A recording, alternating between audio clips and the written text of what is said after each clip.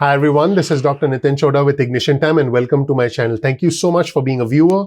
Thank you so much for being a subscriber. Please take a minute and just check out my video. I have the fortune, the honor, the privilege of living the American dream, and I want to help you live your American dream with transparent information on our channel about everything that's relevant for you to know from the point of view of politics, from the point of view of personal finance and stimulus negotiations and unemployment benefits. Again, thank you so much for being a viewer and subscriber. If you learned something new from this channel, please consider clicking the like button below. Gently tap that like button, gently ignite that like button, but don't shatter your screen. I don't want broken screens as a result of our channel. Let me jump right into the news. Now, I did report previously in one of our videos that the Democrats, in fact, specifically progressive Democrats, are not opposing Speaker Pelosi's stand of staying firm and rejecting, if you will, the $1.8 trillion stimulus and wanting more, wanting specific language, wanting specific provisions.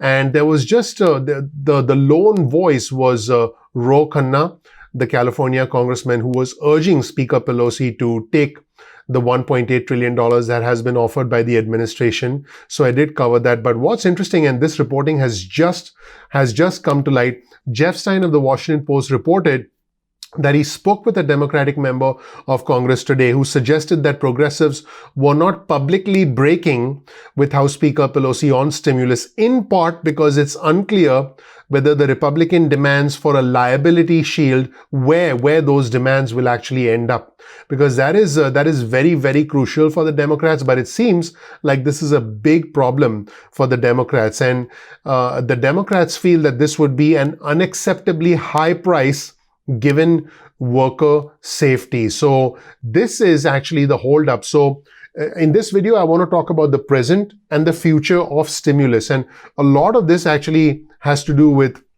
where we are as a country now and where, what happens with the November election. So again, right now, you can see the significant difference in terms of priorities. The Republicans want a liability shield for businesses, which if you're a business owner makes sense. But the Democrats want the fear that this will be an unacceptably high price given worker safety. I know that many, many businesses, including my friends who own large businesses, have been asking employees to sign arbitration agreements when they bring the employees back, which basically means that if the employee comes back, the employee has limited options and has to engage in private arbitration if, unfortunately, the illness enters the picture. So there are businesses all over the country concerned about lawsuits.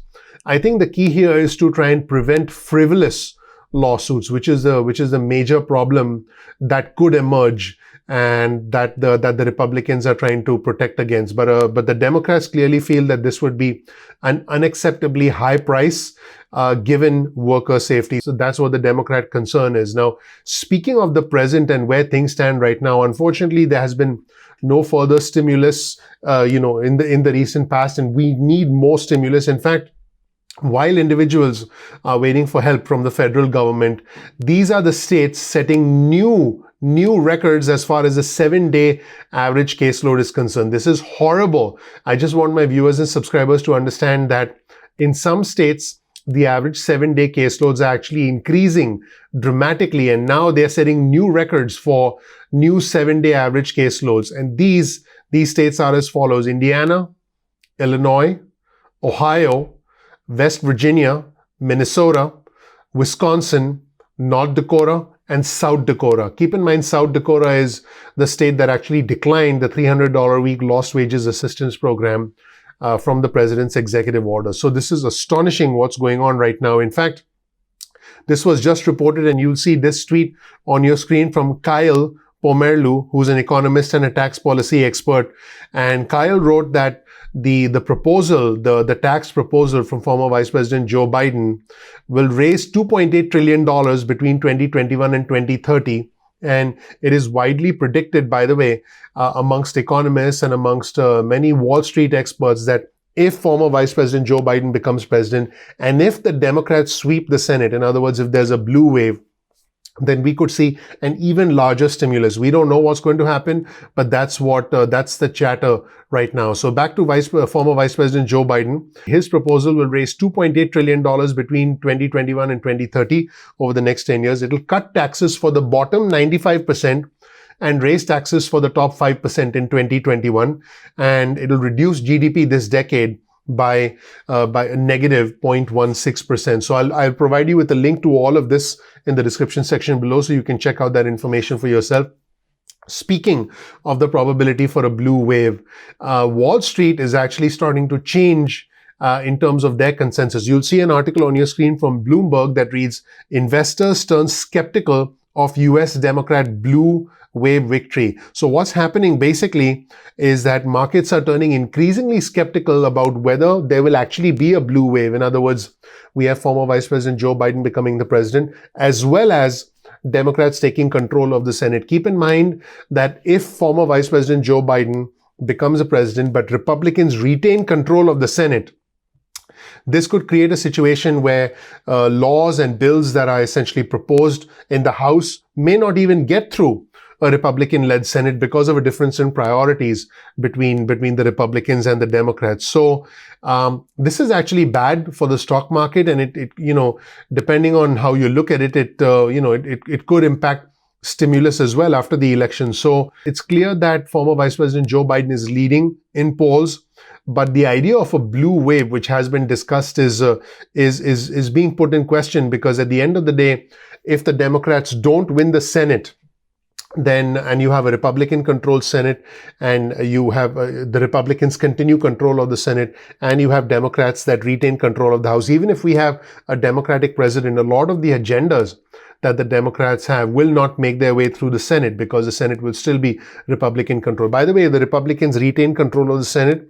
Senate Majority Leader Mitch McConnell will remain Senate Majority Leader. So if you're an investor in the stock market, this is the significance for you. If there is a blue wave, in other words, Democrats retain control of the House, win the Senate, and we have a Democratic president, this is actually going to be good for the stock market.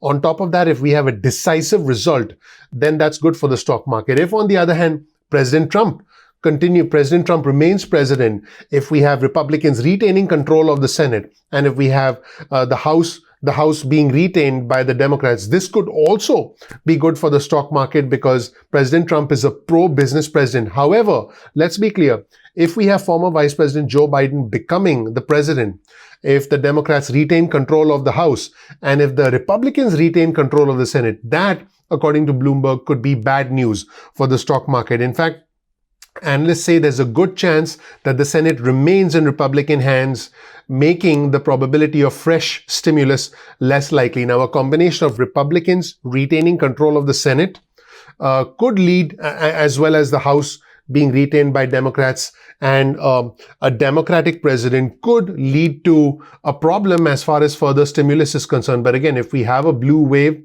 the consensus in the market is that there could be a fresh round of stimulus, which will be good for the stock market. So basically, the consensus is that economic growth during the first quarter of next year could be hurt if we have essentially, a Republican-controlled Senate and the rest is Democrat. So, and if we add to that the current problems, the current, issues regarding the stimulus, I think it's pretty clear that the chances of a deal before the election, the chances of a signed law before the election, but diminishing rapidly every single day. So this is a recipe for a market downturn. So this is the current and the future of stimulus. Right now, unless the two sides come together very closely, there is almost no probability of a stimulus before the election. And after the election, if there's a blue wave, there is a consensus that the future of stimulus could be a much larger stimulus. Let me know what you think in the comments section below. Also, you'll find a link to all our sources in the description section below. If you learned something new from this video, please consider sharing this video with friends and family. That would be your vote of confidence in me and all the effort that goes into these videos. Also, please gently tap the like button if you learn something new. Gently ignite that like button. Also subscribe and enable notifications. Go ahead, gently tap that like button, ignite it, but don't shatter your screen, please. So please go ahead and do that. That's it, everybody. Thank you so much. My name is Dr. Nitin Chhoda with Ignition Time. I really appreciate you watching. All I ask is you check out my videos so you know more about who I am, what my journey has been like, and why you should listen to me. We release videos at 2 p.m. East Coast time most days of the week. That's 2 p.m. East Coast time. If you want to get on our SMS list, get your cell phone out, send a text message with the word ignition or with the word time to 70,000. That's 70000. You can get added to SMS alerts list. You can also get added to our email list. Go to ignitiontime.com/alerts. That's ignitiontime.com/alerts. You'll get added to our email list. You can opt out of the SMS or the email list at any point in time. No worries about that. Also, you can follow us on Instagram. Our Instagram handle is ignition_time. That's ignition_time. You'll get exclusive content on Instagram. You can also follow us on Twitter. Our Twitter handle is also ignition_time. That's ignition_time. You'll get breaking news and alerts on Twitter. Keep in mind that sometimes YouTube does not send out notifications instantly. So what you can do is simply bookmark our channel, youtube.com/ignition time on your browser. You can use any browser, and that way you can visit our homepage and you can watch the videos at any point in time that you want. I would really appreciate it if you gently tap that like button, ignite that like button, because our channel is Ignition Time. That would mean a lot to me. I really appreciate you watching. Please click the like button. That tells the YouTube algorithm you found the content valuable. That helps out the YouTube algorithm. That's your vote of confidence in me and my team. I really appreciate you watching. Once again, we release videos at 2 p.m. East Coast time most days of the week. I'm looking forward to seeing you in the next episode of Ignition Time. Take care. Bye.